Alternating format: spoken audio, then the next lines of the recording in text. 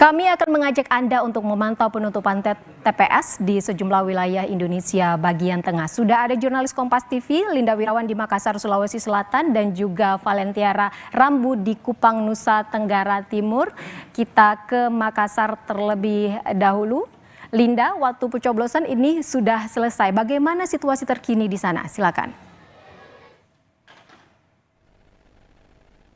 Untuk saat ini, tepatnya pada pukul 13:37 waktu Indonesia Tengah di Kota Makassar, Sulawesi Selatan, waktu pencoblosan baru saja ditutup dan di tempat saya melaporkan saat ini, yakni di TPS 005, Kelurahan Sindrijala, Kecamatan Panakukang, Kota Makassar. Dari pantauan kami tadi ada bilik suara khusus yang dibangun untuk para pemilih disabilitas.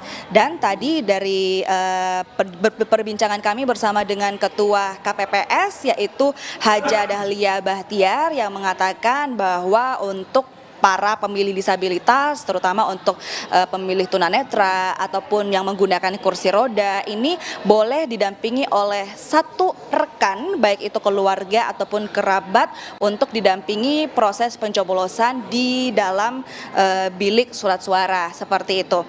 Dan saudara, untuk di TPS tempat saya melaporkan saat ini, yakni TPS 005 Kelurahan Sindrijala, ini total daftar pemilih tetap ada sebanyak 261 orang, daftar pemilih tambahan 19 orang, dan dari hingga proses penutupan pencoblosan tadi ada sebanyak 200 pemilih yang datang melakukan pencoblosan di TPS 005 Kelurahan Sindrijala.